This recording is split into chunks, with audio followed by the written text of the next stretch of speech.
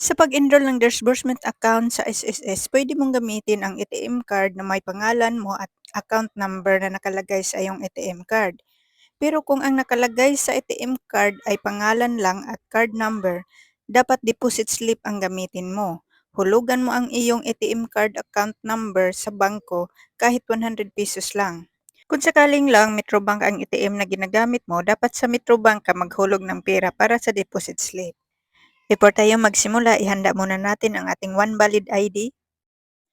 Picturean muna natin at i-crop natin. Kailangan natin i-crop dahil 3 MB lang ang tatanggapin sa SSS.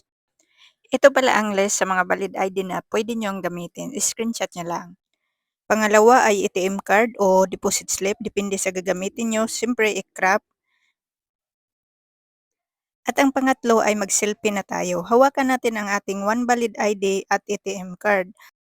At kung deposit slip ang ginagamit nyo, hawakan nyo ang inyong deposit slip. Tips ko lang sa inyo, dapat klaro. Especially ang pangalan sa ATM card mo at account number o sa deposit slip para hindi kayo ma-reject sa pag-enroll ng disbursement sa SSS. Pag okay na lahat ang picture mo, so i-click natin ang Chrome or Google sa ating cellphone. Dito sa search engine, i-type mo ang SSS portal.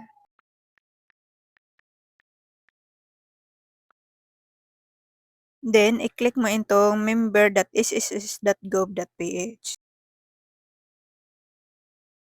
So, nandito na tayo. Ilagay mo lang ang iyong user ID at password.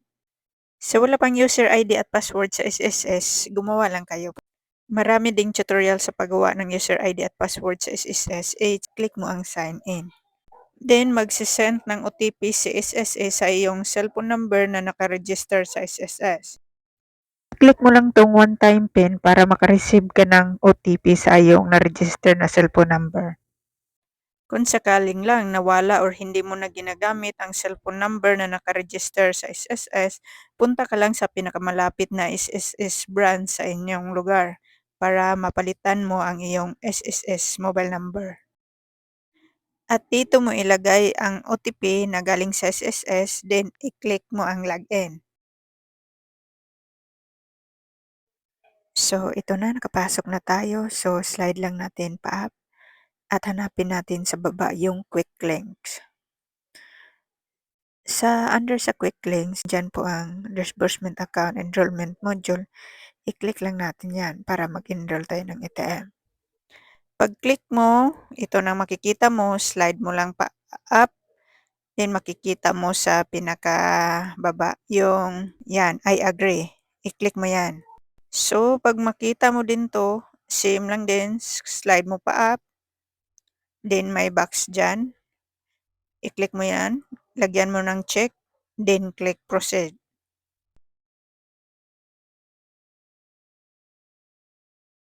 So, dito na tayo sa number 1 which is enrollment information. So, dito sa number 1 is papiliin ka kung bank ba o e-wallet ba ang gagamitin mo. So, sa atin is bank ang gagamitin ko.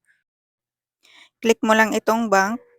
Sa pag-click mo ng bank, sa baba niyan, may select bank. I-click mo lang dahil mamili tayo ng ATM na ginagamit natin.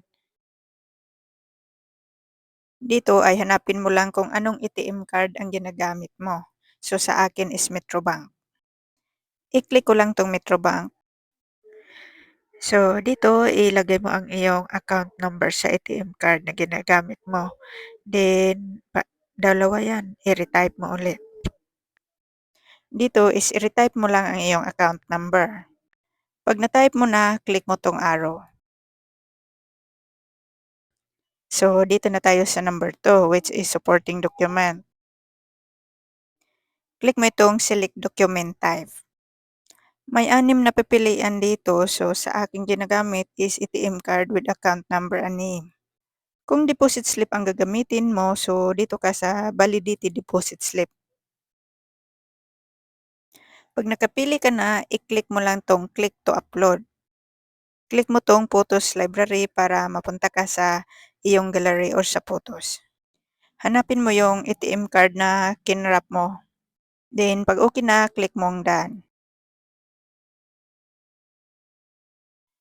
Then dito na tayo sa valid ID, same procedure. Click mo lang 'tong drop files here or click to upload para mapunta ka sa atong photos or library. At dito hanapin mo yung ID na pinicturan mo kanina. So, okay na, may check na na green. So, dito tayo sa selfie. Click mo lang yung drop files here or click to upload. Click natin photo library. So, dito na tayo. Same procedure din. So, okay na. Pag nalagay mo na lahat, i-click mo yung arrow. Balik tayo sa itaas. And dito na tayo sa number 3. So, which is review. I-check natin kung wasto ba lahat. Pag okay naman lahat, check nyo, slide nyo lang yan. Pag okay lahat, lagyan nyo yung check ang box na yan. At nalagyan na natin. And then, slide lang natin pa up. Then, sa baba, click natin ang arrow. At sa number 4 na tayo, which is enrolled. Next, punta tayo sa ating Gmail, yung nakaregister sa SSS. At ito na ang email sa SSS. You have enrolled your disbursement account. Please take note the transaction details below. At ang sabi niya, you will receive another email notification on the status of the disbursement account. So, maghintay tayo ng 24 hours or 1 day. Mag-e-email na rin ang SSS.